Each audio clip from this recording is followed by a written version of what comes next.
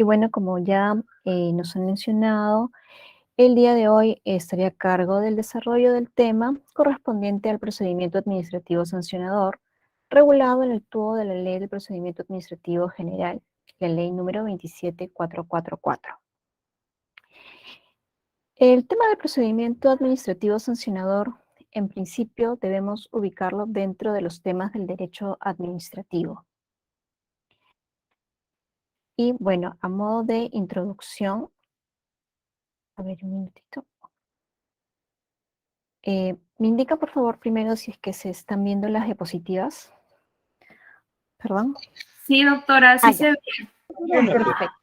Ok, muy amable. Bueno, entonces, como les estaba indicando, a modo de introducción diremos, pues, que el derecho administrativo se define como el conjunto de normas jurídicas que regulan las relaciones entre administrados y la administración pública.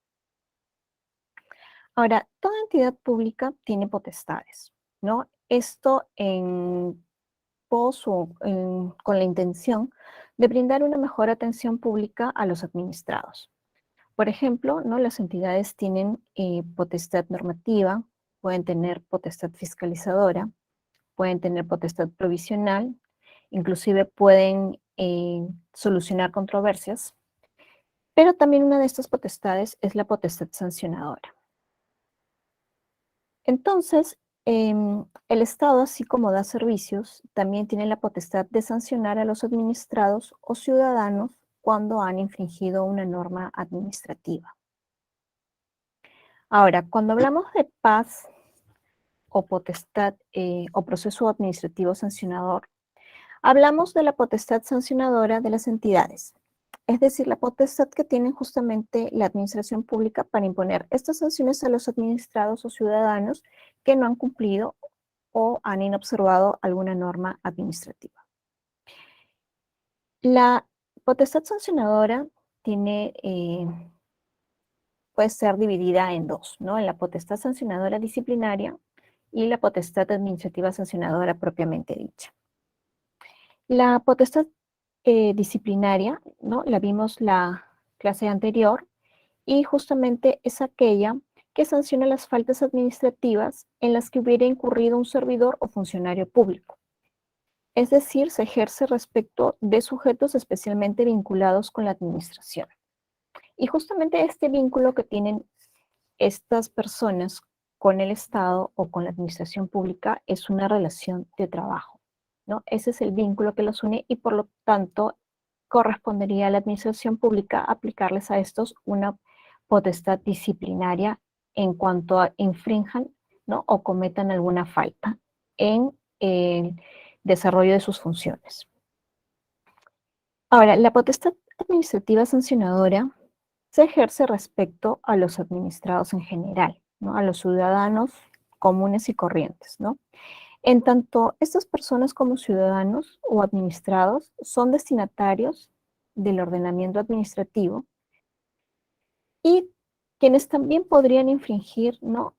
Justamente este ordenamiento o estas normas administrativas. Y por lo tanto, cabría pues poder sancionarlos o castigarlos por aquel incumplimiento o vulneración. Ahora, como ya habíamos comentado también la semana pasada, esta potestad sancionadora no es irrestricta o ilimitada, ¿no? También existe para aplicar esta potestad una serie de principios que se pueden aplicar al procedimiento administrativo sancionador. Y justamente que son también lo que busca es garantizar, ¿no? La protección no solo del adecuado desarrollo del procedimiento, sino también de los administrados, ¿no? Entonces, estos principios, los cuales también ya habíamos desarrollado la semana pasada, ¿no? Se encuentran en el artículo 248 del tubo de la ley 27444, ¿no? Y son, entre algunos, voy a mencionar los más importantes, por ejemplo, el principio de legalidad. Y acá tenemos que recordar nuevamente, ¿no? Que bajo el concepto de principio de legalidad, tenemos que entender que la potestad sancionadora es atribuida a las entidades por norma con rango de ley. Esto quiere decir pues que las entidades no pueden sancionar, o sea, no sancionan simplemente por ser una entidad perteneciente a la administración pública. Para que ellas tengan esa potestad sancionadora, esto tiene que estar enmarcado en un cuerpo normativo. No tienen que ellos tener esa potestad atribuida a través de una ley. Justo también el principio de legalidad lo que contempla, ¿no?, es la posibilidad de prever las consecuencias jurídicas aplicables, ¿no?, como consecuencia de las sanciones. Y esta norma que dispone y que otorga la facultad a la administración para sancionar tiene que cumplir con 3 exigencias, ¿no? Primero, debe tratarse de una ley escrita. Segundo, debe tratarse de una ley previa. Y tercero, debe tratarse de una ley cierta. Por ley escrita, ¿no?, tenemos que entender que esta norma tiene que estar justamente en un cuerpo normativo. Por ley previa, tenemos que entender que esta norma tiene que existir previamente antes de haberse cometido el hecho que se sancionaría. Y tercero, como ley cierta, debemos entender que esta norma tiene que describir un hecho determinado. Otro principio que debemos tener en cuenta es el principio del debido procedimiento. Y por este principio debemos entender como aquel que busca el respeto a las garantías otorgadas a los administrados en el procedimiento.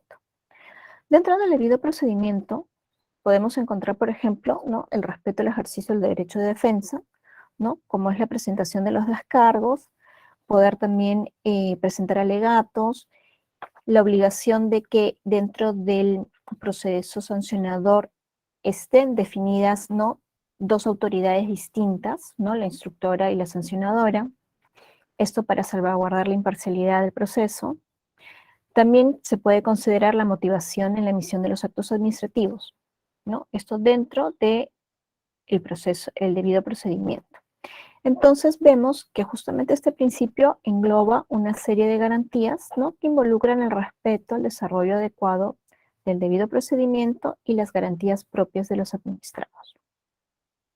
Otro principio importante es el principio de licitud, ¿no? Y en el marco de este principio debemos entender que las entidades, ¿no?, o la administración pública presume que los administrados han actuado en cumplimiento de sus deberes.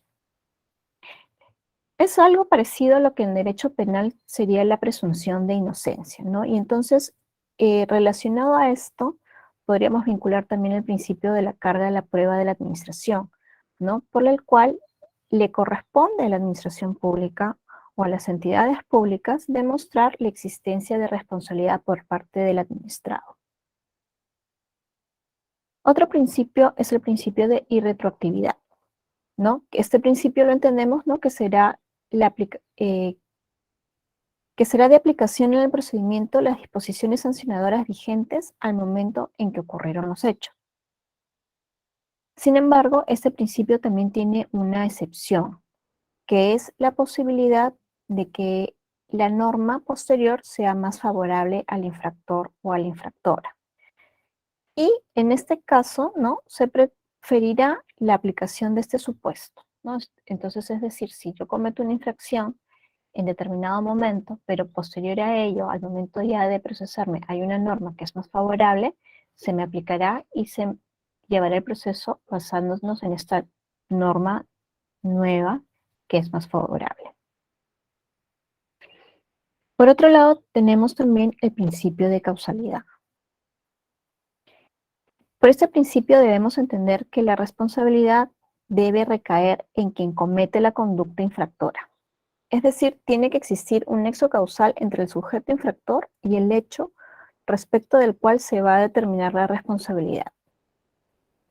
Y este principio también lo podemos enlazar con el principio de culpabilidad, el cual establece que la responsabilidad es subjetiva, salvo que la norma disponga lo contrario, porque por el principio de culpabilidad yo voy a poder determinar aquellas circunstancias o situaciones respecto a la comisión de los hechos que me permitirán a mí determinar la existencia o no de responsabilidad. Estos dos principios los vamos a desarrollar con un poquito más de profundidad posteriormente cuando veamos el tema de la responsabilidad objetiva y la responsabilidad subjetiva. Ahora, finalmente, también cuando hablamos de razonabilidad y determinación de responsabilidad, ¿no? Debemos tener en cuenta también el principio de razonabilidad. Y por este principio, ¿no? Debemos entender que la sanción debe ser proporcional a la falta cometida.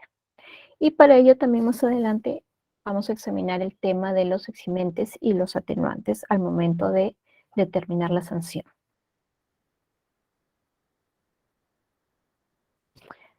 Ahora, ¿qué es un PAS?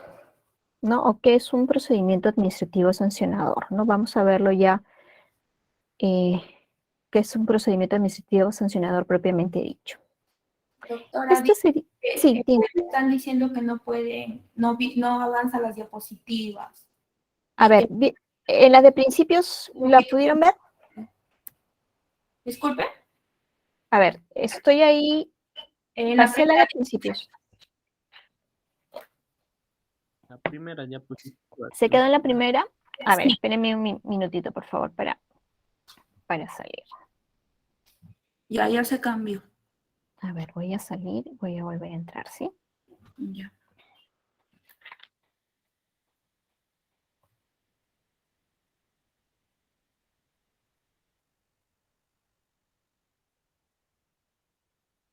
Vamos a retroceder. ¿Ahí la pueden ver? Sí, doctora, sí se ve. ¿Sí se ve? Ya. Sí. Perfecto. Bueno, como les decía, ahora sí vamos a ver propiamente lo que sería un proceso administrativo sancionador. El proceso administrativo sancionador podríamos definirlo como el conjunto de actos destinados a determinar la existencia de responsabilidad administrativa. Esto es la comisión de una infracción y la consecuente aplicación de una sanción. También constituye una garantía esencial y el cauce a través del cual los administrados, a quienes se les imputa la comisión de una infracción, hacen valer sus derechos fundamentales frente a la administración pública. Porque, a ver, ¿qué sucede? Es muy posible que el administrado haya infringido una norma y es muy posible que la administración pública le inicie un procedimiento administrativo. Pero no por eso la administración pública puede menoscabar los derechos fundamentales de este administrado. Entonces, ¿cómo va a hacer valer los derechos fundamentales del ciudadano? Los hace valer, por ejemplo, cuando le notifican el inicio de un procedimiento sancionador, ¿no? En el cual justamente en este documento se le debe dar un plazo para que haga sus respectivos descargos, para que pueda ejercer su derecho de defensa. Por otro lado, también decimos que el procedimiento sancionador tiene una doble dimensión. ¿Se puede apreciar la diapositiva?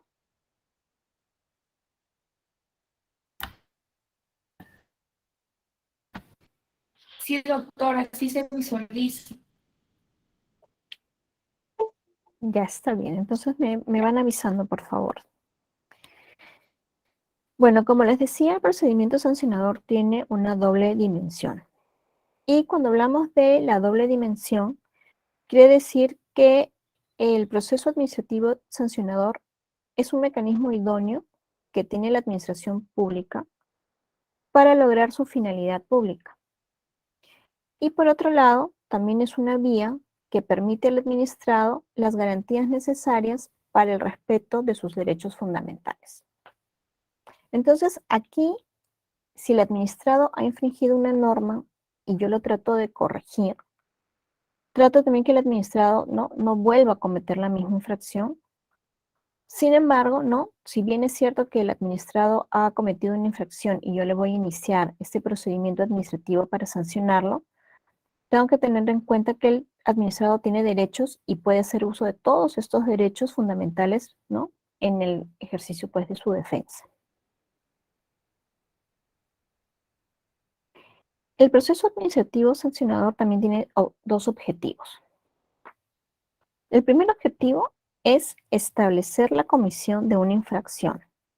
Y el segundo objetivo es la imposición de una sanción. Esos son los objetivos básicos, ¿no?, del PAS. Sin embargo, necesariamente se van a presentar ambos, ¿no?, ambos objetivos en un caso. No necesariamente, ¿no? Porque es muy posible que yo inicie la investigación, ¿no?, antes la investigación preliminar. Y es más, puedo iniciar el procedimiento y en el desarrollo de este es muy posible que no se llegue a imponer una sanción, ¿no?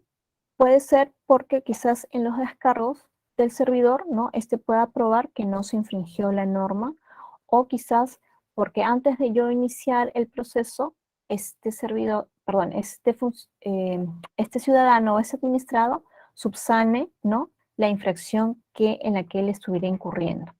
Entonces, tenemos que tener en cuenta que si bien el proceso administrativo disciplinario tiene estos dos objetivos, uno de ellos, establecer la comisión de una infracción, y el segundo, imponer una sanción, no siempre se cumplen ambos objetivos dentro de un mismo procedimiento.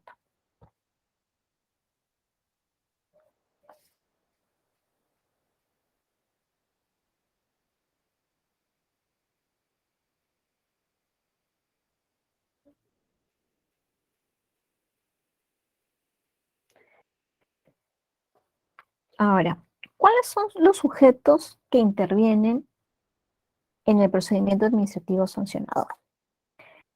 También básicamente son dos sujetos, son dos partes: la autoridad administrativa y el administrado. La administración pública, ¿no?, está representada por cualquier entidad pública que tenga la capacidad de sancionar por ley, porque como ya habíamos dicho, esta atribución sancionadora tiene que ser atribuida, ¿no?, con una norma con rango de ley. Y la otra parte es el administrado, que es el ciudadano común y corriente, ¿no? No es como en el caso del proceso administrativo disciplinario, el cual solamente era aplicable para los servidores o funcionarios, los cuales tienen un vínculo especial con el Estado. No, en este caso no. El administrado es cualquier ciudadano, ¿no?, cualquier administrado. Entonces, las dos partes básicas del PAS serían el Estado, representado por la autoridad administrativa, y el administrado, que viene a ser el ciudadano. Ahora, ¿podrían haber más partes? ¿Podrían, por ejemplo, participar más de un administrado en el proceso? Sí, pueden haber, puede ser la autoridad administrativa por un lado, y dentro de los administrados podrían ser varias personas, las cuales podrían ser también personas naturales, como también podrían ser personas jurídicas, ¿no? No necesariamente son, cuando hablamos de administrado, no necesariamente nos centramos en personas naturales. Podría ser también personas jurídicas, ¿no?, que formarían parte de este conjunto relacionado a las personas administradas. Ahora también, dentro del proceso administrativo sancionador, ¿no?, tenemos caracteres y garantías. Y dentro de los caracteres del PAS, vamos a mencionar esos temas que son bastante importantes, ¿no?, que vendría a ser la autoridad que conduce la fase instructora y la que decide la aplicación de la sanción, la vinculación frente a los hechos probados por resoluciones judiciales firmes, la notificación de cargos y el plazo razonable para formular alegaciones.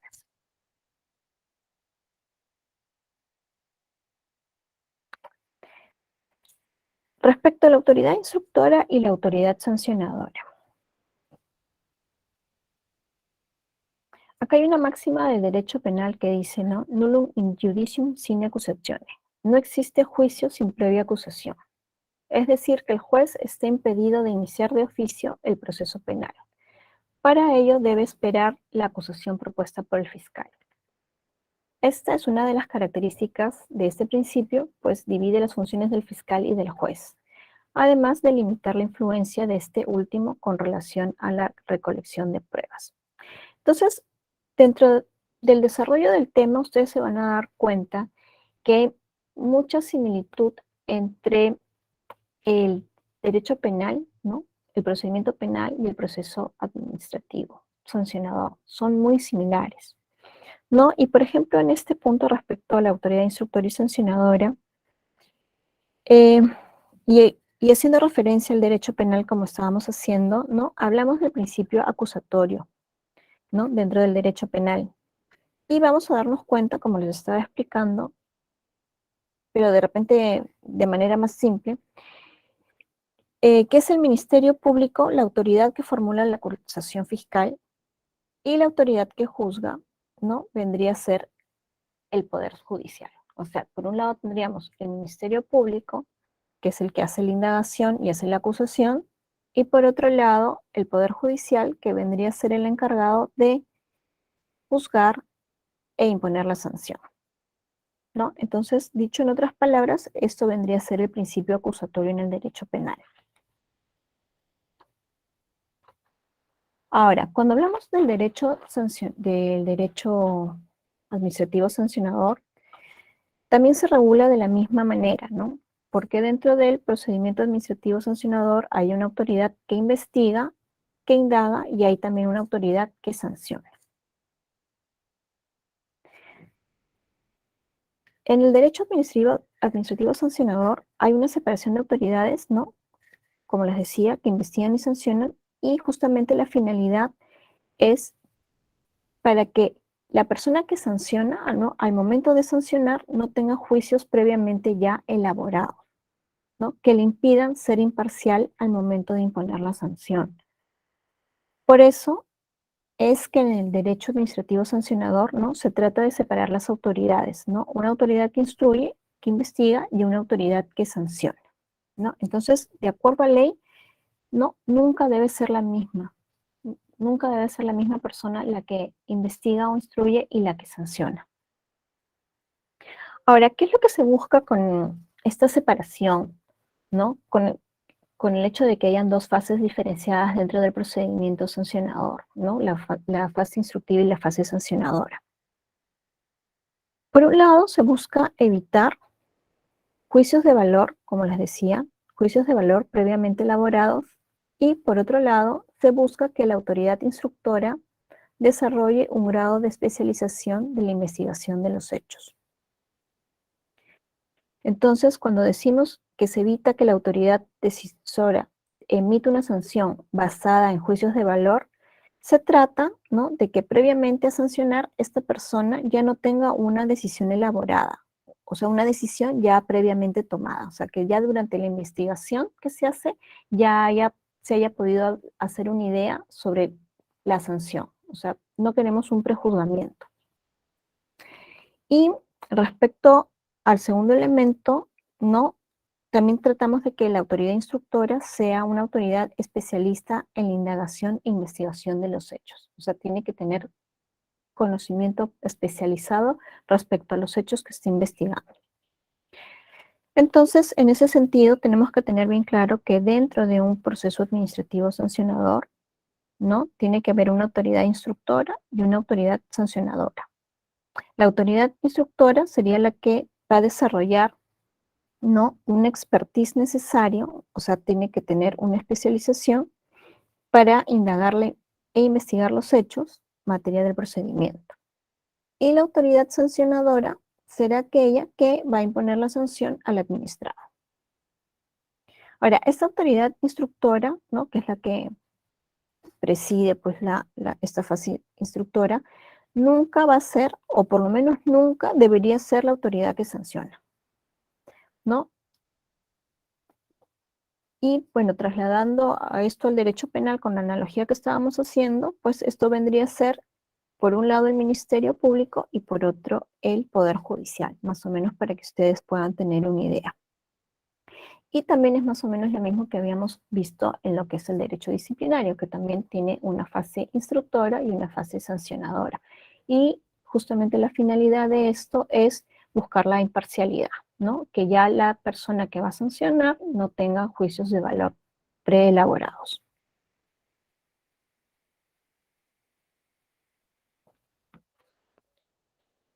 respecto a la vinculación, ¿no? A ver, vinculación respecto a los hechos probados por resoluciones firmes.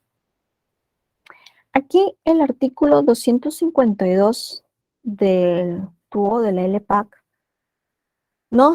En el punto 1 nos indica, ¿no? Para el ejercicio de la potestad sancionadora se requiere obligatoriamente haber seguido el procedimiento legal o reglamentariamente establecido, caracterizado por. Punto 2. Considerar que los hechos probados por resoluciones judiciales firmes vinculan a las entidades en sus procedimientos sancionadores. Entonces, ¿qué quiere decir esto? A ver, por ejemplo, ¿qué sucede si en un procedimiento sancionador traemos medios probatorios que ya han sido probados en un proceso ordinario judicial? En este caso, necesitaríamos nuevamente actuarlos en sede administrativa o ya los podríamos dar por hecho. Porque acá lo que nos indica, ¿no? Dice que se debe considerar que los hechos probados por resoluciones judiciales firmes vinculan a las entidades en sus procedimientos sancionadores. Entonces, quiere decir, si es que yo incorporo a un procedimiento sancionador hechos que ya han sido probados en el procedimiento judicial, por resolución judicial, ya no necesitaría actuar esta prueba, ¿no? Ya no necesito nuevamente actuar este medio probatorio, ya que esto está regulado justamente en el artículo 252 del TUO de la LPAC, ¿no? Entonces ya esos medios probatorios yo los doy por hecho. No es necesariamente actuarlos otra vez y sí los puedo incorporar como medio probatorio al expediente, pero ya no es necesaria su actuación. La notificación de cargos. Este punto es bastante importante. A ver, como les decía, que así como es importante sancionar a un administrado, también es importante garantizar que ejerza, ¿no? Todos sus derechos fundamentales, y el ejercicio de sus derechos fundamentales también implica que el administrado tenga la posibilidad de poder defenderse, de poder absolver, ¿no? Lo que supuestamente habría infringido, y entonces para eso se le debe notificar el inicio del procedimiento sancionador. ¿Se están viendo las diapositivas?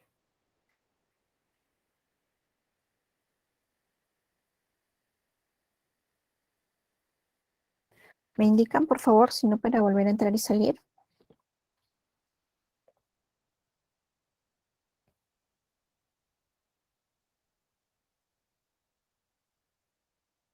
Bueno, entonces estábamos hablando que justamente como era importante sancionar al administrado, también es importante pues garantizar que durante este procedimiento de sanción él ejerza todos sus derechos fundamentales, ¿no?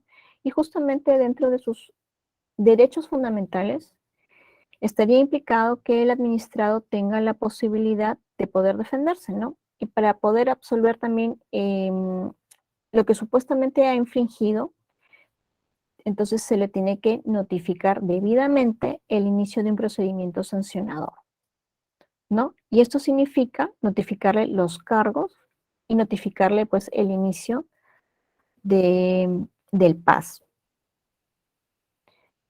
Con esta notificación de cargos lo que se busca es garantizar tres cosas. Uno, que el administrado pueda conocer oportunamente los hechos que se le imputan a través de la notificación de cargos, ¿no? Para que el administrado pueda conocer los hechos que se le están imputando.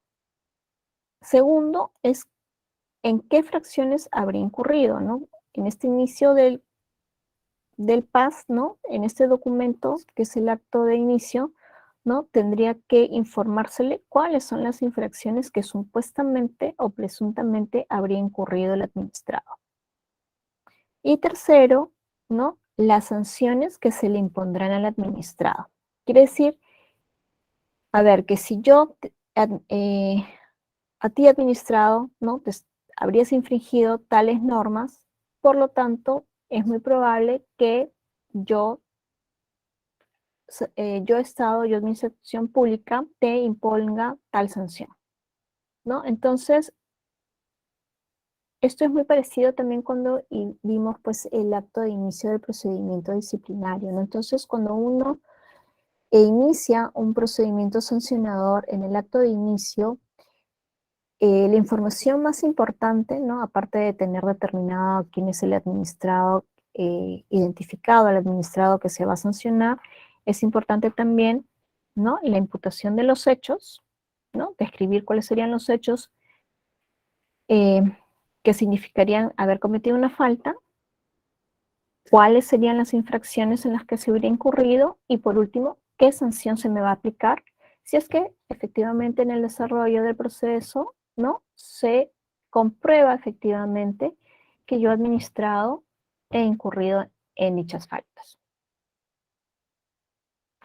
Ahora, una pregunta que también siempre se hacen es ¿con qué documento se inicia el proceso administrativo disciplinario?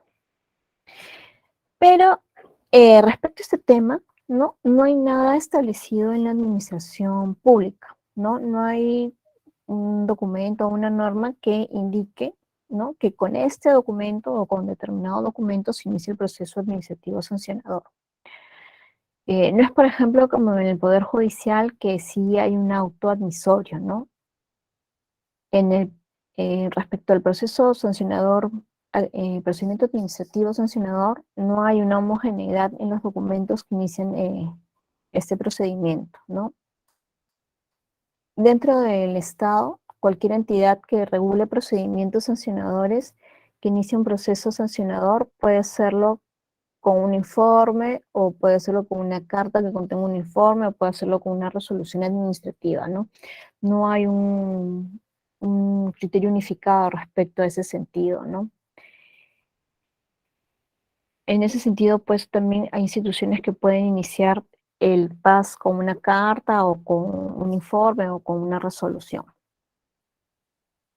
Pero lo que sí es importante es que este documento sí contenga la información que les había estado indicando, ¿no?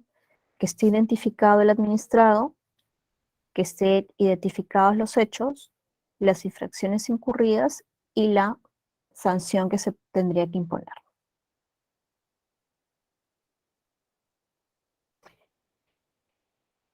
Ahora, sobre el plazo razonable para formular las alegaciones.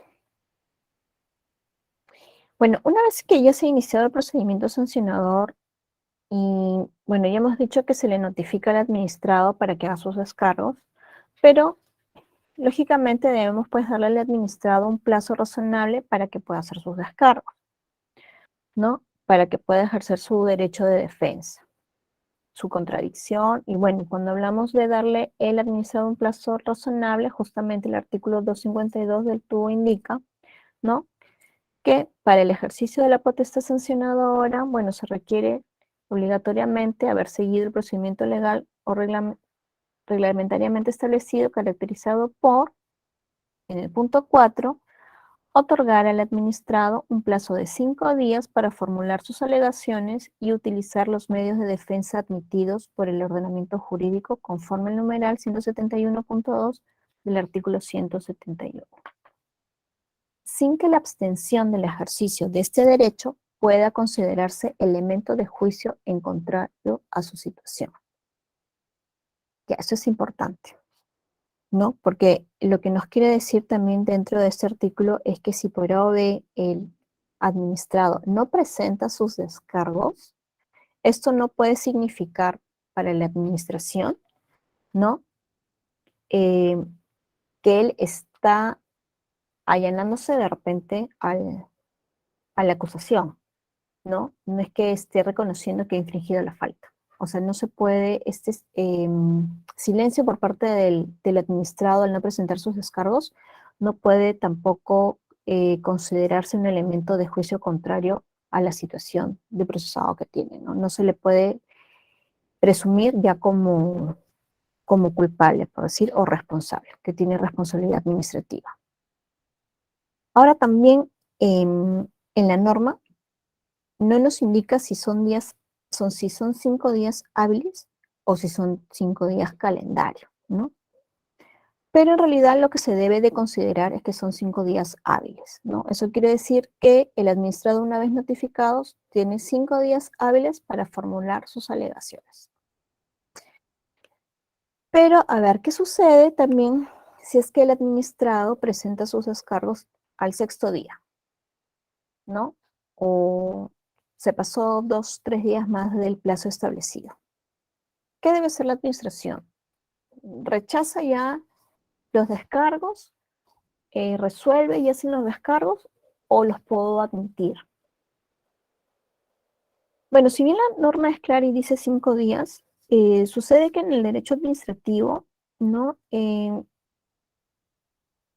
Puede ser permitido, ¿no?, que el administrado se pase del plazo, ¿no? Porque el derecho administrativo y el derecho sancionador no es tan riguroso de repente como el derecho civil o el derecho penal u otras ramas del derecho, ¿no? En ese sentido, el derecho sancionador es un poco más flexible, ¿no? Porque toma en cuenta que de por medio están los intereses y los derechos, pues, de los ciudadanos, ¿no? Entonces, si bien también queda claro que el plazo es flexible, tampoco significa, pues, que nos vamos a exceder, ¿no?, al momento de presentar los descargos, ¿no?, o nuestros alegatos, ¿no? Tampoco no vamos a presentarlos, pues, un mes después, ¿no? O sea, estos ya son casos excepcionales. Porque lo ideal, obviamente, es que se respeten los plazos establecidos en la norma, ¿no? Pero si da el caso, por ejemplo, de que yo como administrado se me hace imposible de repente presentar mis descargos dentro del plazo establecido, lo más recomendable, ¿no?, lo más coherente ahí sería que yo administrado le solicite justamente a la entidad una ampliación de plazo, ¿no?, de los días que yo considere voy a necesitar para poder ofrecer mis descargos, ¿no? Y en ese sentido, sí, la administración pública tendría que ampliar el plazo, ¿no? Esto en salvaguarda, pues, del derecho de defensa del administrado.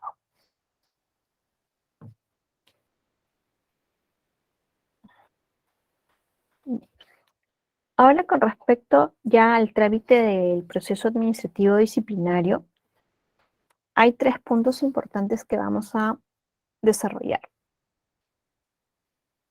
Las actuaciones previas de investigación, averiguación e inspección.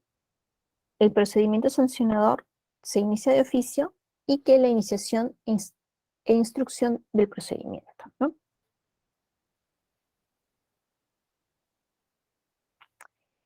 A ver, respecto a las actuaciones previas, esto está previsto en el artículo 253 de la LPAC, ¿no? E indica en el punto 2, ¿no?, que con anterioridad a la iniciación formal del procedimiento se podrán realizar actuaciones previas de investigación, averiguación e inspección con el objeto de determinar que concurran circunstancias que justifiquen su iniciación. A ver, la pregunta clave aquí, ¿estas actuaciones previas de las que habla este artículo estarían dentro del procedimiento sancionador? O sea, ¿serían parte propiamente de un proceso administrativo sancionador?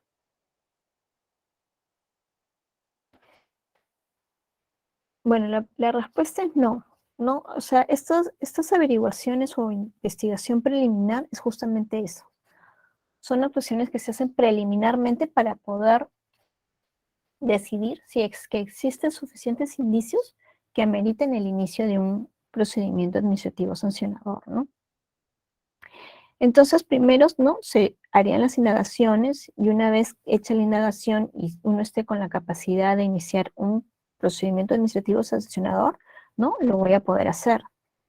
Pero, sin embargo, ¿no?, como indica que con anterioridad a la iniciación formal del procedimiento se podrán realizar actuaciones previas de investigación, averiguación e inspección, no necesariamente va a dar como resultado el inicio de un proceso administrativo sancionador, ¿no?, ya que es muy posible también que durante esta etapa yo pueda darme cuenta que no amerita iniciar un procedimiento sancionador, ¿no? Y en todo caso ya no ameritaría, pues, hacer funcionar a todo el aparato administrativo para iniciar un proceso pues que ni siquiera o es muy posible que finalmente no llegue a una sanción específica, ¿no? Entonces, tenemos que tener en cuenta pues que esta fase vendría a ser una fase preliminar donde me va a permitir a mí poder realizar las indagaciones o investigación necesaria para recién poder determinar si existen suficientes indicios que meriten la iniciación de un procedimiento administrativo sancionador, ¿no?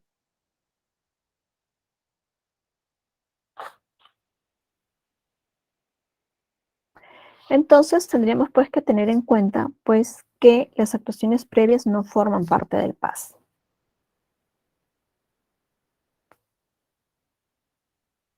Tenemos que tener también, considerarlo como que son un trámite meramente facultativo que tiene por objeto, como les decía, determinar si ocurren o no las circunstancias que meritan el inicio del PAS.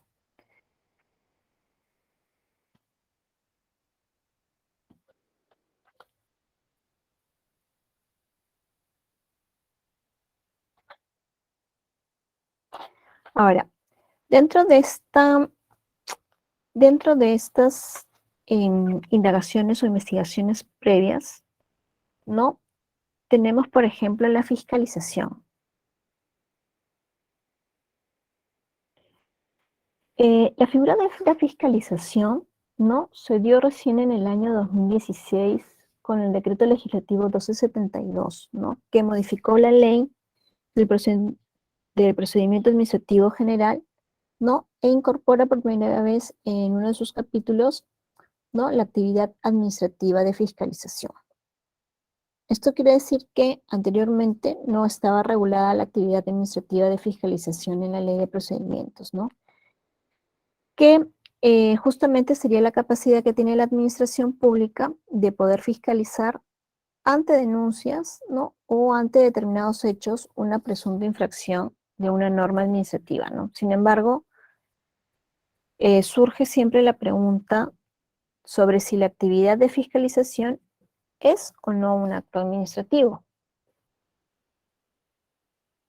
Ahora, tenemos que considerar que la actividad de fiscalización se da cuando la autoridad administrativa va e investiga, ¿no? En cualquier lugar y fiscaliza a ver si se están prestando adecuadamente los servicios o si se está cumpliendo pues con la norma administrativa.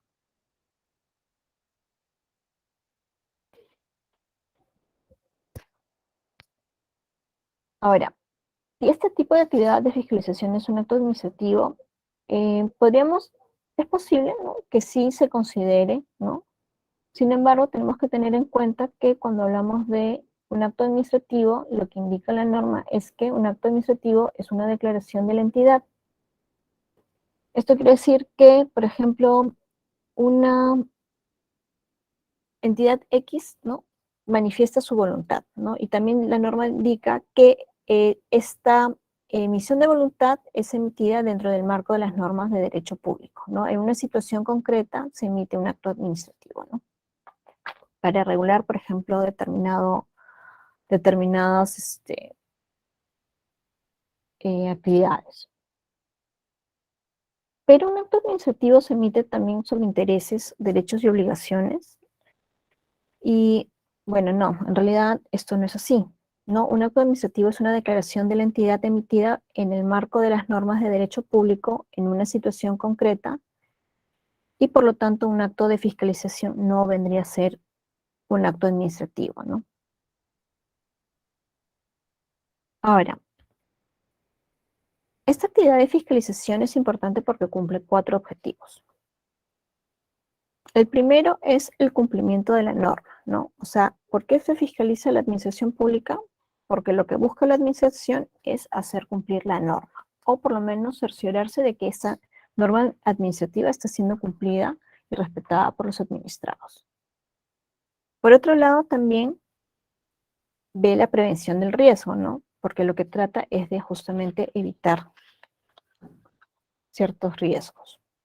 También la gestión del riesgo, ¿no? Ya que en toda actividad hay riesgo y es evidente que si, por ejemplo, hay un riesgo, lo único que me queda a mí como administración es gestionar ese riesgo para evitar, ¿no? Que ese riesgo tenga, o mejor dicho, lo que se busca es que ese riesgo tenga el menor impacto posible, ¿no?, en la sociedad. Y por otro lado, también tutela los bienes jurídicos protegidos. Por ejemplo, el derecho a la salud pública, ¿no? En este caso podríamos ver cuando la administración dentro de sus potestades, pues, realiza una fiscalización de repente a un restaurante, ¿no? En el cual lo que se busca es cerciorarse de que, por ejemplo, este negocio o este restaurante esté cumpliendo pues con las normas sanitarias, ¿no?, que indica la ley en salvaguarda pues justamente de la salud pública.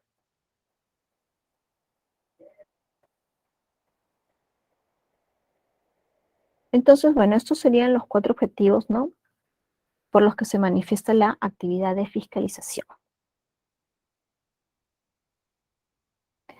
Ahora, otra característica del procedimiento administrativo sancionador es que se inicia de oficio.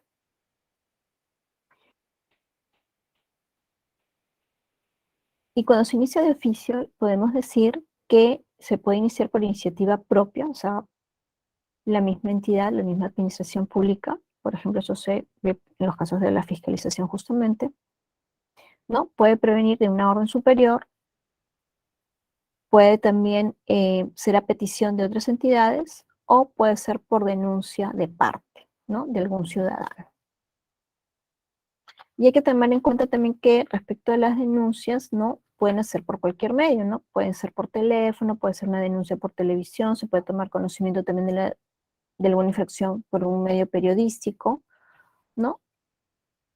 Pero en todo caso también lo que se debe tener en cuenta es que si se recibe una denuncia y esta de repente no va a terminar o no va a eh, conducirse luego como un proceso administrativo sancionador, este rechazo de la denuncia debe ser motivado y debe ser comunicado también al denunciante, ¿no?, si es que estuviese individualizado. Pero yo como administración pública, ¿no?, si no voy a hacerme el cargo de la denuncia y no voy a iniciar el procedimiento, necesariamente debo comunicarlo al administrado que hizo la denuncia por cualquier medio que lo haya hecho.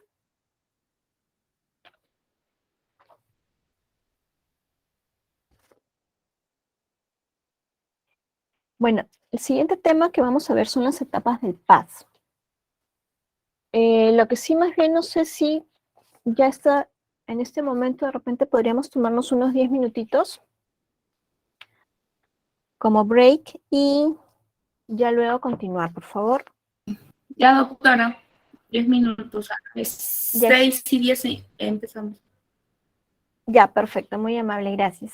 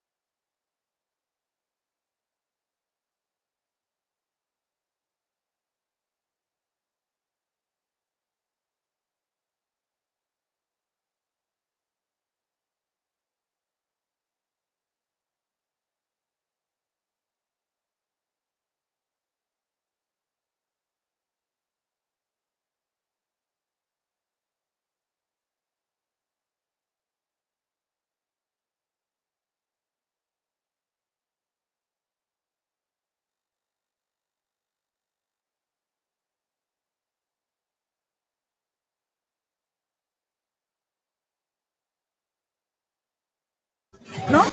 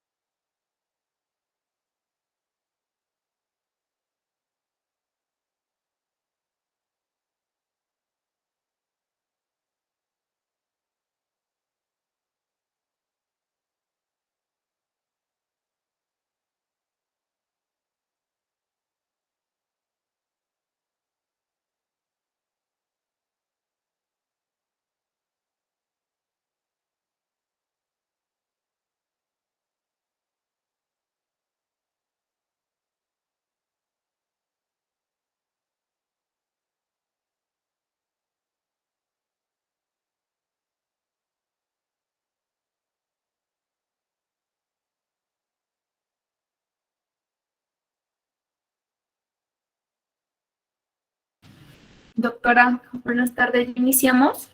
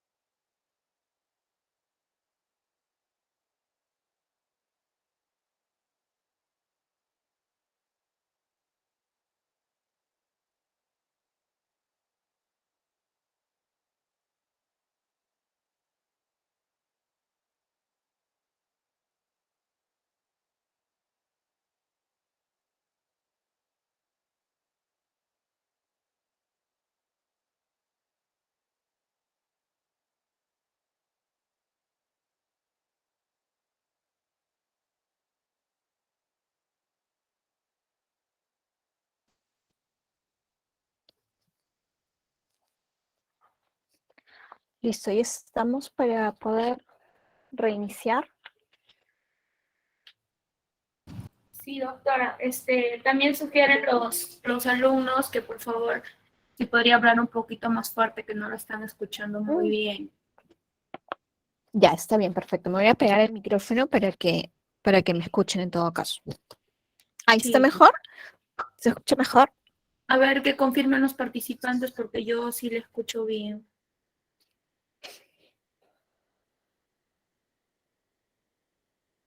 Bueno, en todo caso, me indica también, por favor, con el tema de las diapositivas, porque yo, o sea, yo voy pasándolas y yo sí visualizo que van pasando de una a otra, pero si por a vez se quedan colgadas con ustedes, me indica para yo entrar y salir nuevamente, ¿no? Y que corran las diapositivas como corresponde.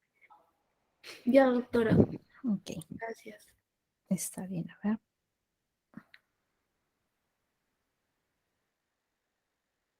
Por ejemplo, en este momento se está visualizando o no. Sí, sí se visualiza. A ver, Mm, puedes darle Estaríamos, a ver, adelante el dispositivo, a ver. a ver, ahí avanza. Porque aquí estoy, por ejemplo, retrocediendo. Acá estoy en una diapositiva que es etapas en el PAS. Sí, ahí está nada más, se quedó. Ahí ¿Estaban? avanzó. No. Ya, a ver, espérenme que voy a salir.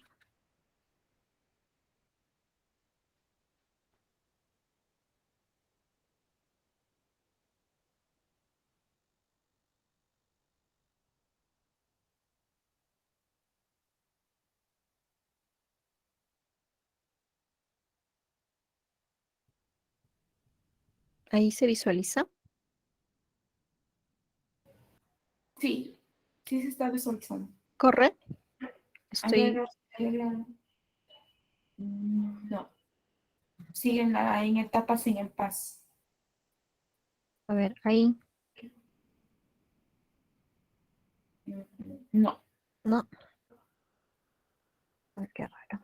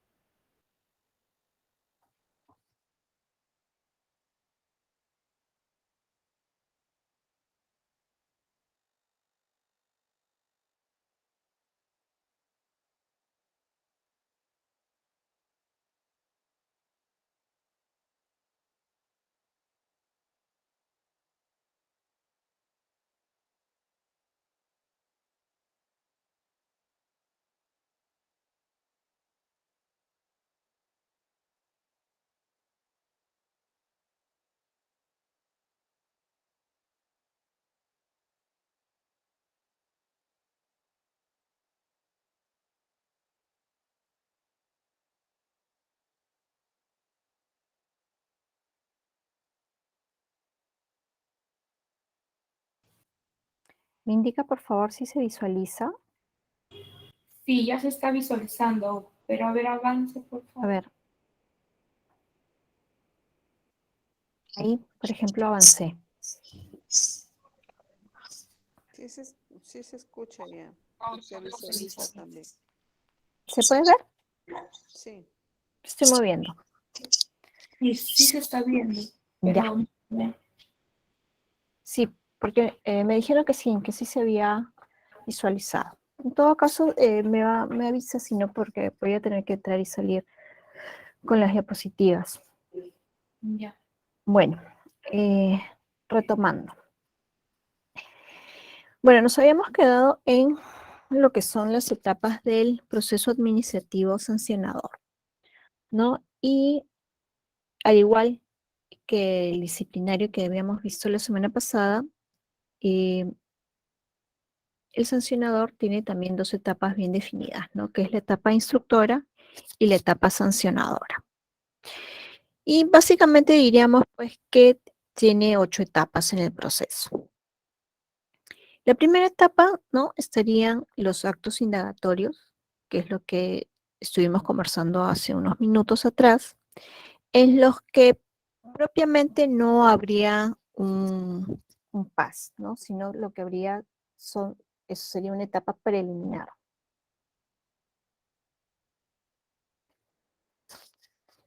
Entonces aquí es en esta etapa en la que justamente se van a realizar las actuaciones conducentes a determinar pues si existen indicios suficientes como que ameriten pues el inicio de un procedimiento sancionador, ¿no? Pero no estaríamos exactamente en un PAS en estricto. Luego ya de haber concluido pues con los actos indagatorios que existen pues motivos suficientes como para iniciar el PAS, se daría el acto de inicio, ¿no? El cual justamente lo realiza la autoridad instructora, ¿no? La autoridad instructora es la que daría inicio al procedimiento administrativo sancionador, emitiendo pues el documento, que como ya habíamos dicho, podría ser un informe, una carta, una resolución, un oficio, a través del cual pues se le va a informar al administrado justamente los hechos en los que se habría incurrido, la falta también en la cual la infracción que habría cometido y la posible sanción. Luego, este documento tiene que ser notificado debidamente, ¿no? Al administrado. Y a partir de este momento, con la debida notificación, podemos decir que ya se dio el inicio al procedimiento administrativo sancionador. Y una vez que se le notifica al administrado, ¿no? Este debe hacer los descargos en el plazo de 5 días, que ya habíamos dicho que eran 5 días hábiles. El plazo también puede ser prorrogado, ¿no? A solicitud del administrado si es que considera necesita más tiempo para poder, ¿no? También presentar sus medios de prueba, ¿no? Y ejercer su derecho de defensa. Una vez que se han realizado los descargos dentro de los 5 días, la autoridad instructora, después de haber analizado los medios probatorios y los descargos realizados por el administrado, emite un informe final de instrucción, que vendría a ser, ¿no? La etapa 5. Y en este informe final de instrucción, lo que se hace es proponer una sanción a la autoridad sancionadora. O sea, en este informe final, la autoridad instructora le indica, ¿no? Si es que el administrado efectivamente ha infringido la norma y como autoridad instructora propone que se le imponga determinada sanción. El informe final de instrucción no lo notifica la autoridad instructora. O sea, este informe final también tiene que ser notificado al administrado, pero no lo notifica la autoridad instructora, sino que em, la autoridad instructora lo traslada a la autoridad sancionadora y es esta la que se encarga de notificar al administrado que a la vez va a poder también realizar sus descargos respecto a este informe final. Con la diferencia que en esta etapa, los descargos del administrado ya serán presentados ante la autoridad sancionadora, ¿no? Es decir, que en esta fase, el administrado tiene la segunda oportunidad de ejercer su derecho de defensa. Puede darse el caso también que en la fase instructora, el administrado no responda a los cargos que se le imputan. Sin embargo, en la fase sancionadora puede darse la oportunidad de que él efectivamente responda, ¿no? Haciendo uso de su derecho de defensa y realizando el descargo correspondiente.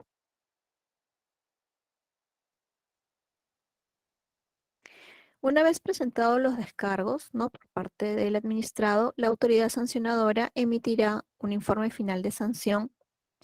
Y esto quiere decir que la recomendación de sanción que estableció la autoridad instructora será materializada, ¿no? Por la autoridad sancionadora. Sin embargo, esta recomendación de sanción puede variar, ¿no? De manera motivada. O sea, quiere decir que la autoridad sancionadora, dentro de su potestad, podría variar la sanción recomendada por el órgano instructor. Puede determinar que la sanción sea menor o también puede determinar que la sanción sea mayor a la que se le había impuesto inicialmente. Sin embargo, hay que tener en cuenta que para esta variación, ¿no? Tiene que haber una justificación. Quiere decir que esta resolución, esta variación tiene que estar motivada correctamente, debidamente, ¿no? Para que tenga valor. Entonces, a manera de resumen, tenemos que tener en cuenta que en el procedimiento administrativo sancionador hay ciertas disposiciones. La primera es que el procedimiento sancionador se inicia siempre de oficio, con anterioridad a la iniciación formal del procedimiento, se podrán realizar actuaciones previas de investigación. Antes de continuar, ¿están viendo la diapositiva? Sí, doctora, sí se ve. Ah, ok. Otra disposición es que decidida la iniciación del procedimiento sancionador, la autoridad instructora del procedimiento formula la respectiva notificación de cargo para que se presenten los descargos por escrito por parte del administrado. Vencido dicho plazo y con el respectivo descargo o sin él, la autoridad instruye el procedimiento y realizará de oficio todas las actuaciones necesarias para el examen de los hechos. Concluida la recolección de pruebas, la autoridad instructora del procedimiento concluye determinando la existencia de una infracción o la no existencia de infracción. La autoridad instructora formula, en ese sentido, un informe final de instrucción, que es el que habíamos estado conversando anteriormente. Ahora, recibido el informe final, el órgano competente para decidir la aplicación de la sanción puede disponer la realización de actuaciones complementarias, es decir, que puede actuar nuevas pruebas. Ahora, el informe final de instrucción debe ser notificado al administrado para que formule sus descargos en un plazo no mayor de 5 días hábiles. Y por último, la resolución que aplique la sanción o la decisión de archivar el procedimiento será notificada tanto al administrado como al órgano o entidad que formuló la solicitud o a quien denunció la infracción. Ahora veamos la naturaleza de la sanción administrativa. Como podemos apreciar, la sanción administrativa tiene una naturaleza dual. Por un lado, no, tiene una naturaleza represiva porque lo que se va a hacer es castigar al administrado por haber infringido una norma administrativa, ¿no? Y por ello, ¿no? Por lo tanto, yo no puedo dejar de castigarlo o sancionarlo.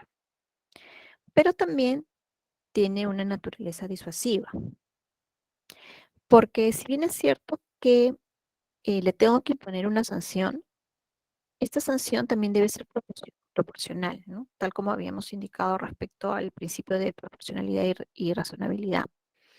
Y esto quiere decir que el administrado, o sea, para el administrado la sanción no resulte económicamente más rentable, ¿no? O sea, que no resulte más rentable para el administrado infringir la norma que cumplirla. Porque, a ver, si por ejemplo yo al administrado, que quizás tiene un negocio, pero está infringiendo una norma administrativa, ¿no? Y yo, por decir, le pongo una sanción muy pequeña. Es muy posible, ¿no? Que el administrado vuelva a infringir, porque, a ver, si yo, por ejemplo, le pongo de sanción una UIT, pero infringiendo la norma, su negocio va a ganar mucho más que la UIT que yo le he impuesto de sanción, lo más probable es que él le convenga seguir infringiendo la norma, ya que sabe que a pesar de que le pongan una sanción, esta es eh, tan insignificante que él no le, o sea, no va a hacerle cambiar, ¿no? La forma de actuar, no lo va a disuadir respecto a cumplir o dejar de infringir las normas, ¿no? Entonces, en ese sentido, hay que hacer un análisis para que la sanción que se determine, ¿no? Sea razonable y proporcional y de esta manera también cumpla su efecto disuasivo.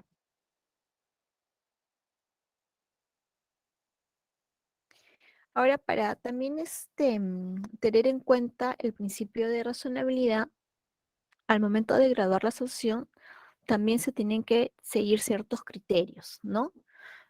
Y estos criterios están desarrollados en el artículo 248 del TUO de la LPAC, ¿no? Por ejemplo, bueno, habla del principio de razonabilidad, ¿no? En el 248 justamente están los principios. Y respecto al principio de razonabilidad, indica, pues, ¿no? Que las autoridades deben prever que la comisión de la conducta sancionable no resulte más ventajosa para el infractor que cumplir las normas infringidas o asumir la sanción.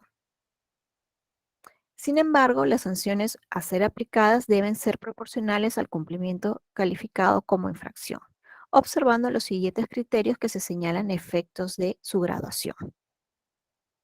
El beneficio ilícito resultante por la comisión de la infracción, la probabilidad de detección de la infracción, la gravedad del daño al interés público o bien jurídico protegido, el perjuicio económico causado, etc.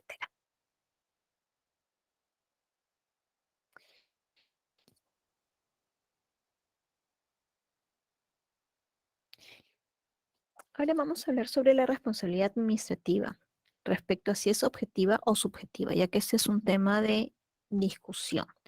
Y yo más o menos les había hecho referencia de este punto cuando comentamos referente al principio de causalidad y culpabilidad.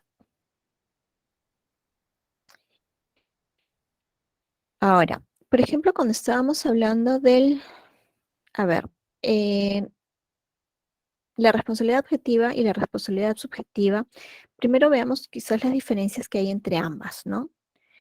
Porque en el Estado se hace mucho uso de la responsabilidad objetiva.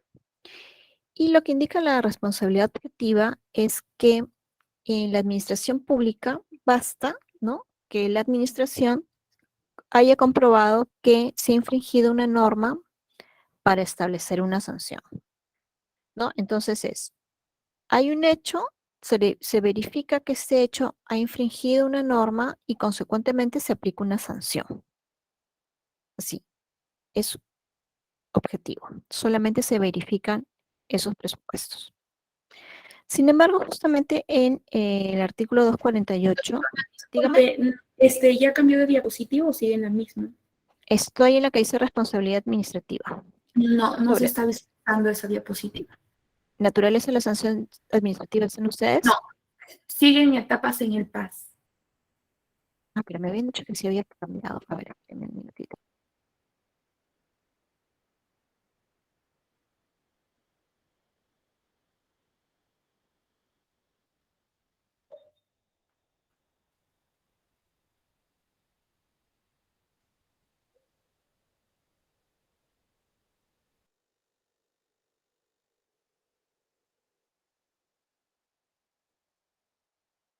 Ahí está. Responsabilidad administrativa, objetiva o subjetiva. Sí, ahorita sí se está visualizando. Gracias. Disculpe. Ya está. No se preocupe, avíseme nada más.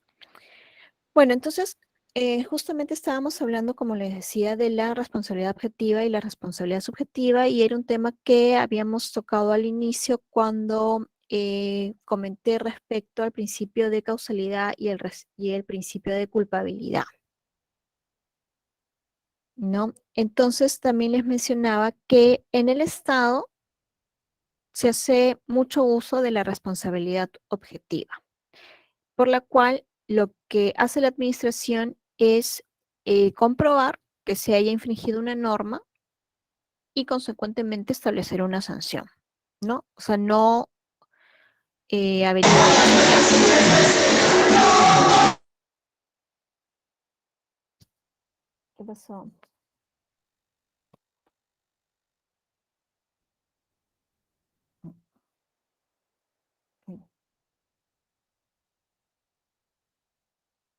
¿Se escucha ahí?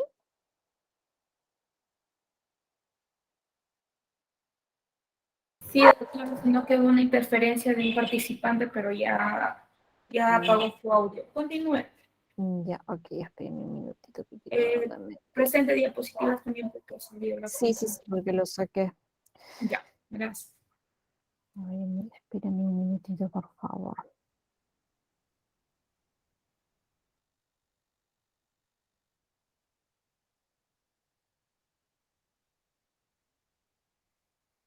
Ya, listo. Sí se ve, ¿verdad? Sí, sí se están visualizando. Ya, ok.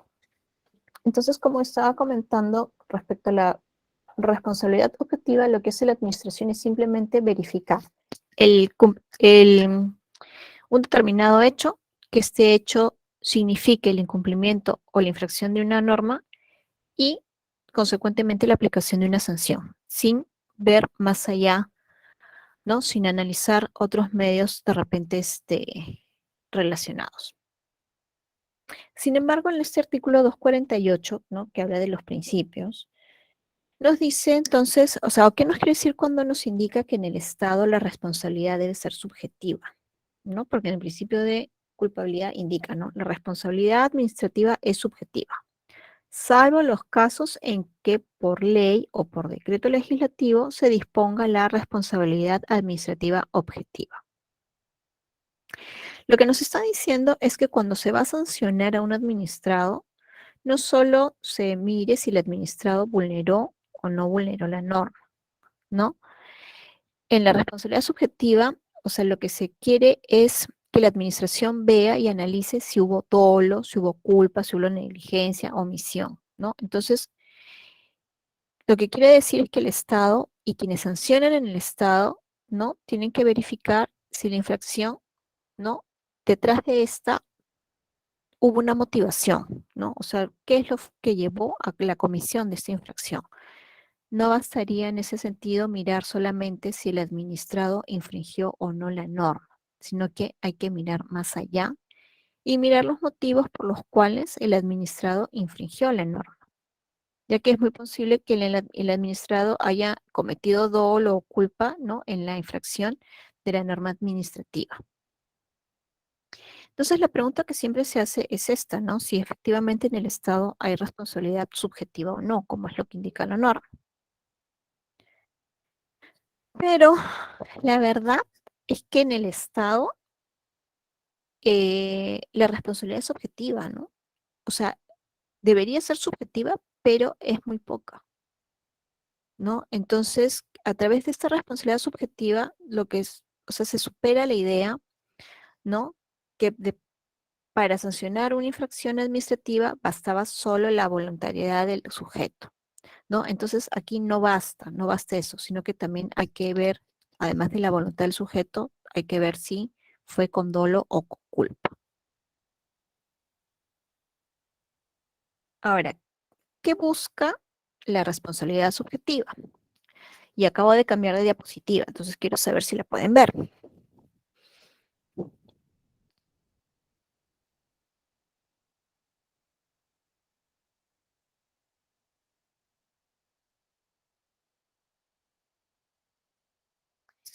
Bueno, lo que busca la responsabilidad subjetiva, primero es que la atribución de responsabilidad administrativa involucre más que simplemente hacer calzar los hechos determinados por ley como ilícitos.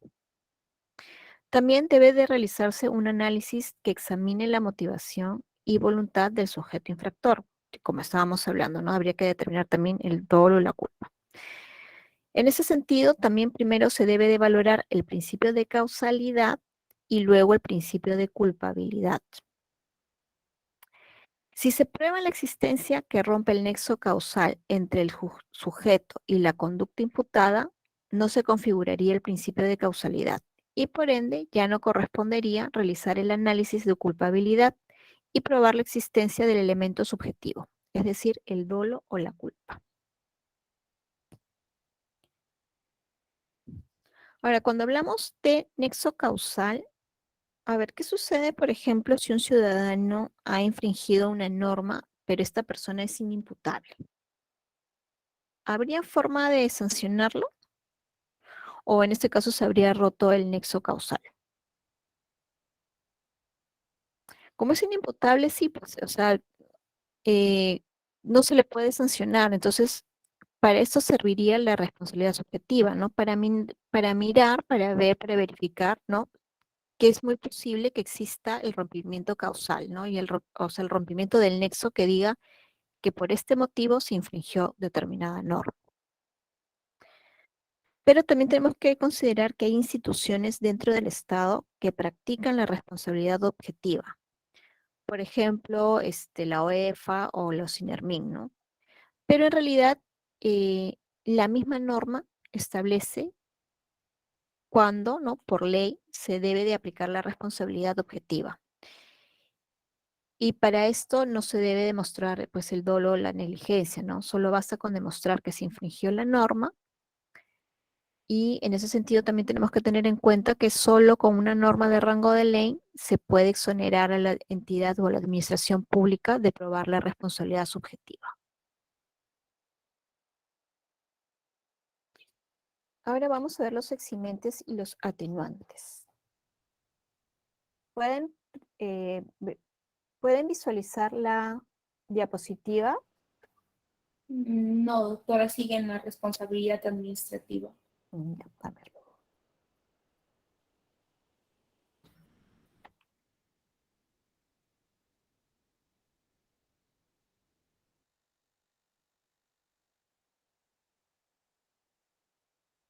Ahí.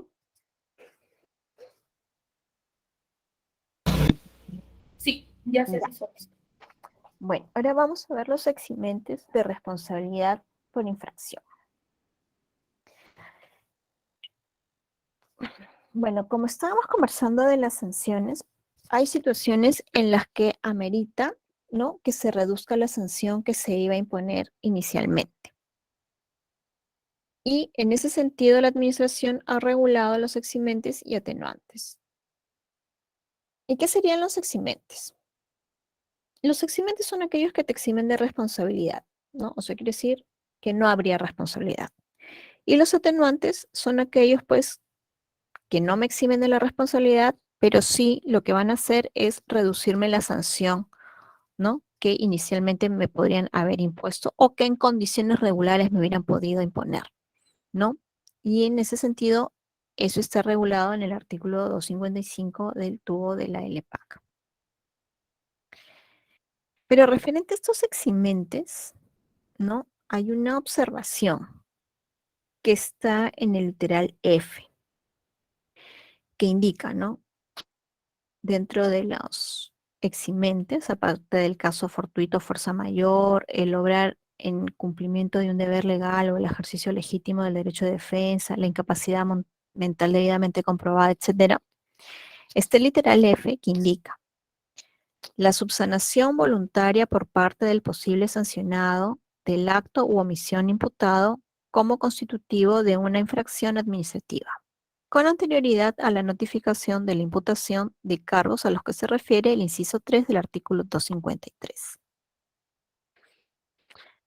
Entonces, el artículo F, ¿no?, del que hablamos el que se refiere se refiere a la subsanación voluntaria, está en el artículo relacionado a los eximentes.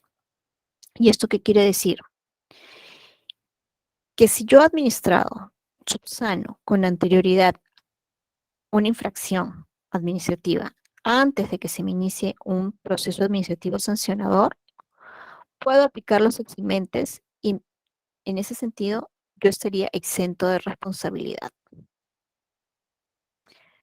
Sin embargo, acá hubo una infracción de la norma, pero yo como autoridad administrativa probablemente lo percibo después, ¿no? Y recién me doy cuenta y como normalmente el Estado es lento para realizar los procedimientos, ¿no? Lo inicio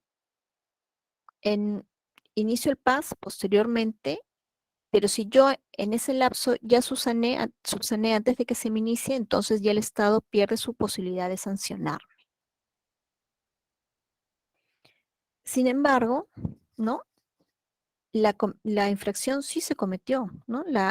Sí se infringió una norma administrativa, sí hubo responsabilidad, ¿no? Entonces, en mi opinión, en mi apreciación, este literal no debería de estar considerado dentro de los eximentes, ¿no? Sino debería ser un atenuante.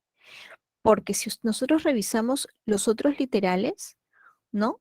Son factores, ¿no? Los literales A, B, D, E del numeral 1, ¿no? Son factores que tienen por objeto romper el nexo causal entre el sujeto y la conducta imputada, lo cual está directamente relacionado con la existencia del principio de causalidad en materia sancionadora. Sin embargo, en el literal F, referente a la subsanación, aquí sí hay una causal, ¿no? Sí hay un nexo causal, porque sí se cometió la infracción. Sí hay una responsabilidad.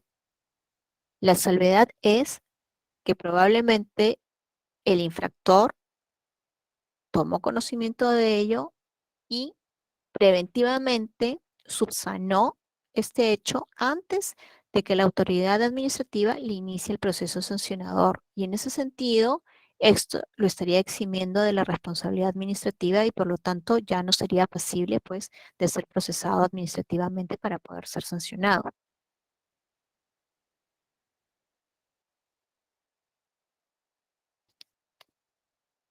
Porque como estaba explicándoles, pues el eximente, ¿no? Me exime totalmente de responsabilidad. Ya no hay una responsabilidad y en cambio en el atenuante sí hay responsabilidad, ¿no? Sino que lo que sucede es que con el atenuante se reduce la sanción, ¿no? Que se me iba a aplicar, ¿no? En cambio en el eximente no hay sanción porque no hay responsabilidad. Ahora, hay que tomar en cuenta que para que se pueda aplicar el tema de eximente tiene que haber 3 elementos. Primero, la subsanación, ¿no? O sea, que el administrado haya subsanado antes de que se inicie el PAS. Segundo, tiene que ser voluntario, o sea, que el administrado tiene que haber tenido una voluntad propia de subsanar. Y tercero, ¿no? Tiene que darse antes de la notificación de cargos al administrado. O sea, esto me refiero que en una notificación formal al administrado, ¿no? Del inicio del PAS. Es decir, por ejemplo, se me ocurre, si yo de repente tengo un negocio y de repente se me hace una fiscalización de oficio y advierten quizás alguna infracción, y ya hemos dicho que la fiscalización está dentro de las actividades previas que hace la administración antes de iniciar un PAS, es posible quizás que yo en ese plazo, ¿no? Como ya tomé yo también conocimiento de que estoy infringiendo la norma, tengo oportunidad de subsanar, ¿no? Tengo oportunidad de subsanar y en ese sentido ya la administración no podría iniciarme el proceso administrativo para sancionarme.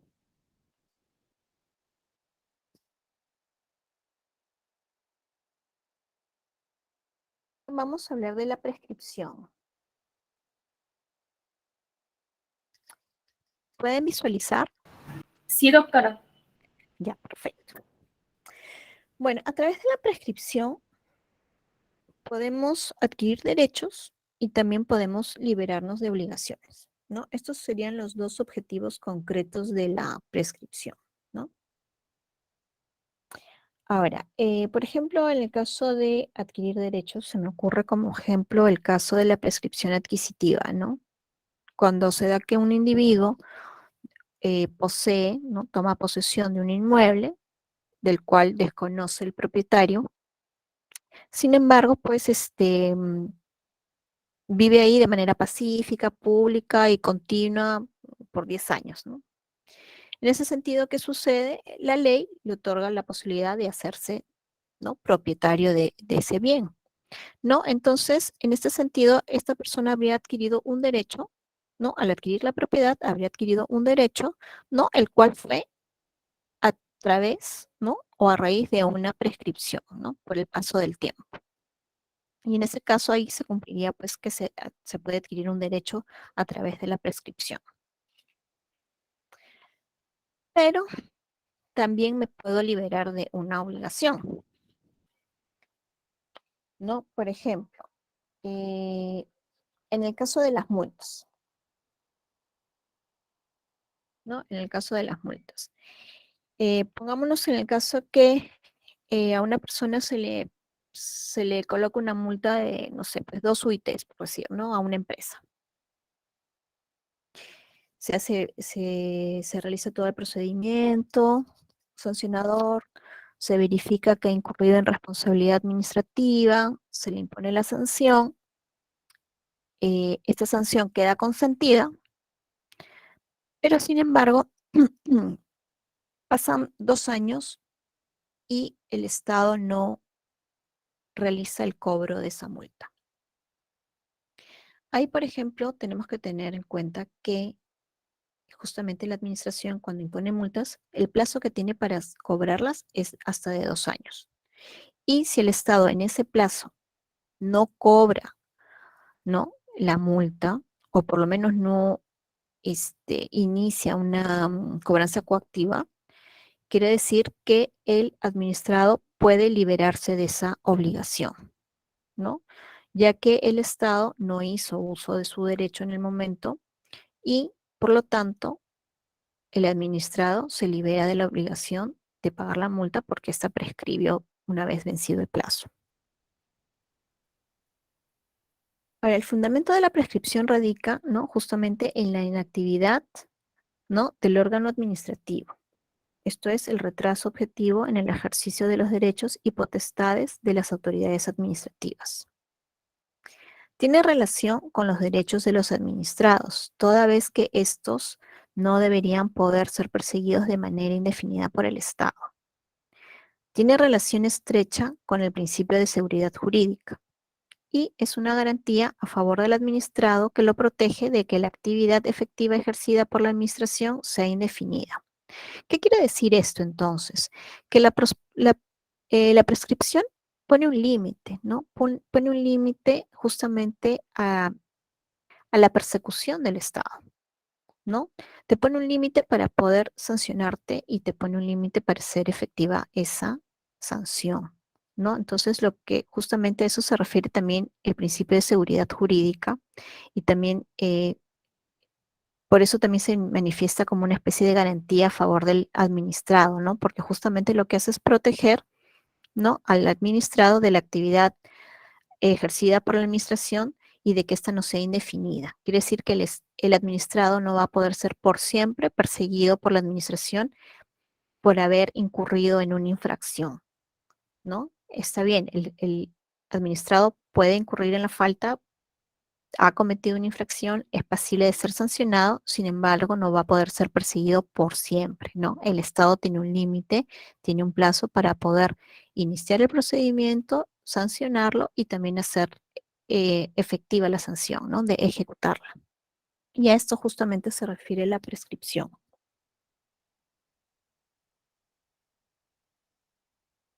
Ahora, la prescripción también se utiliza para determinar infracciones y también para la exigibilidad de las multas administrativas, que es lo que habíamos estado comentando.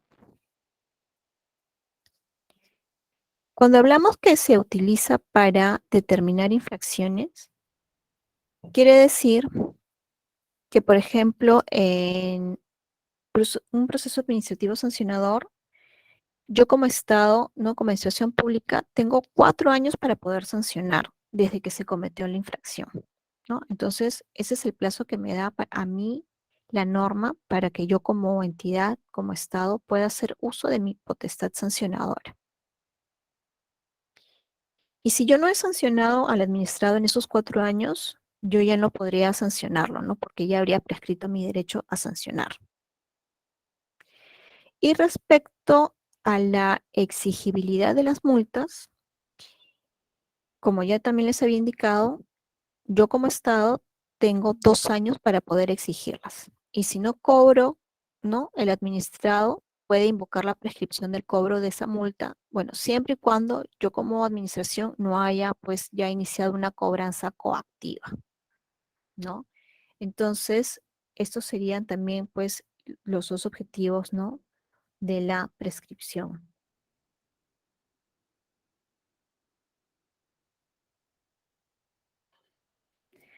Pero otro límite que tenemos es la caducidad administrativa. ¿Y qué sucede con la caducidad? Si yo, por ejemplo, tenía 4 años para sancionar, ¿no? Considerando el plazo de prescripción, yo tengo 4 años para sancionar.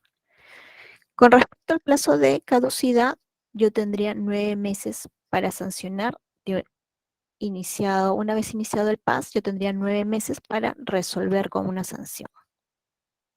Entonces, tendríamos que entender que la caducidad se refiere a la posibilidad que tiene la administración para resolver un procedimiento, para sancionar una infracción, ¿no? Si yo inicié un procedimiento, tengo 9 meses para imponer la sanción. Excepcionalmente, puedo tener 3 meses más, ¿no? Pero esto tiene que estar debidamente justificado. Pero en principio tengo 9 meses para emitir la sanción. Ahora, estos 9 meses tienen que estar comprendidos dentro de los 4 años de la prescripción, ¿no? Entonces, si desde el inicio del PAS yo no resolví en esos 9 meses, el procedimiento caducó y tengo que archivarlo.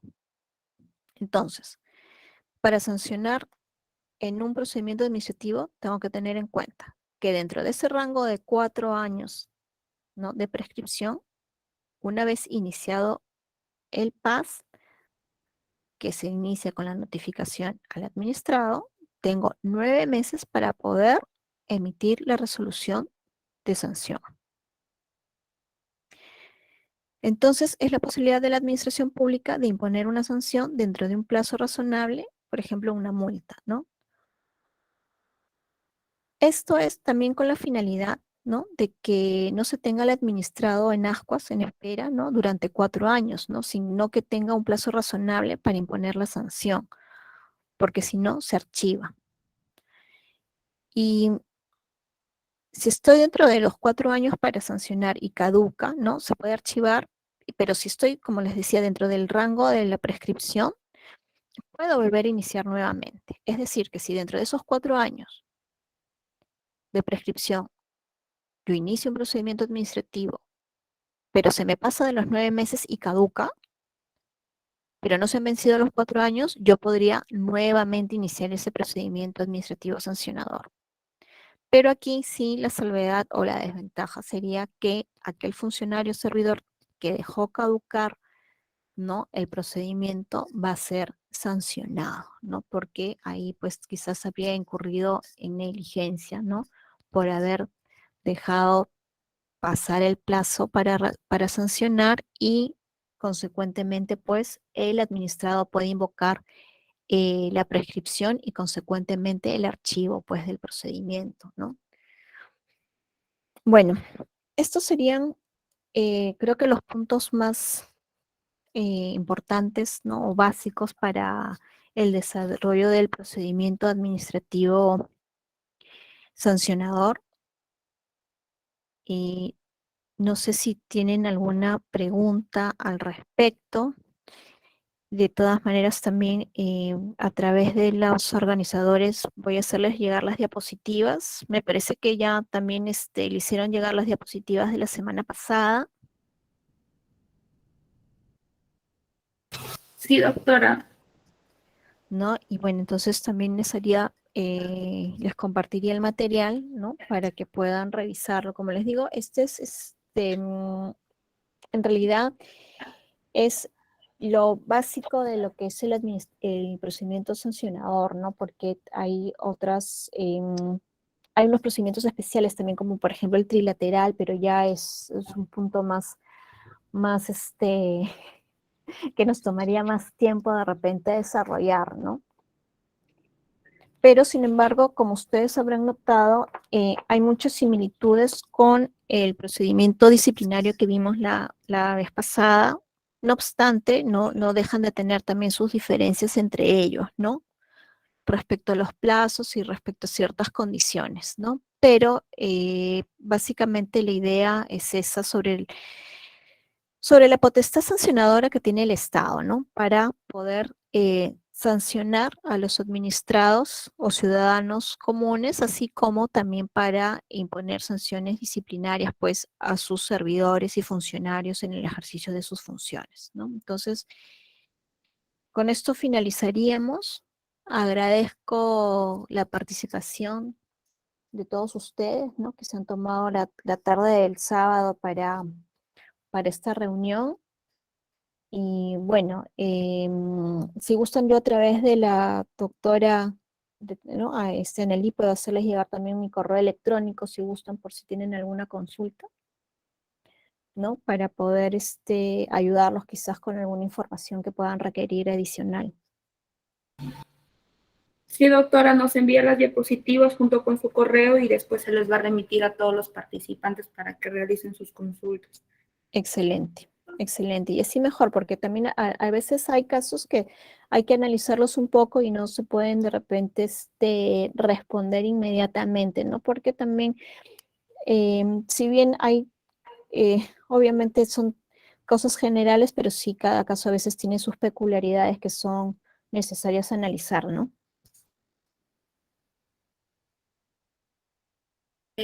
¿Algún participante de la sala que tenga alguna pregunta hacia la doctora para que les responda o... Doctora, buenas noches. ¿Qué le parece si la Sí. siguiente sesión me puede explicar un poquito más de los 4 años y los 9 meses? Yo no voy a estar para la siguiente sesión, pero lo que sí podría es dejarte mi correo para que yo te pueda por ahí de repente alcanzar un material, ¿no? Excelente. Y quizás una gráfica que te pueda explicar mejor el tema de los plazos. Listo, doctora. Muchas gracias. Perfecto.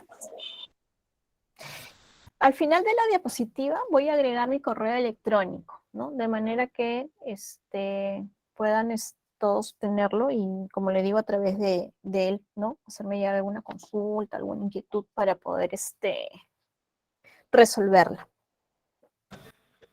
Ya, doctora, gracias. De ahí nos pasa el material.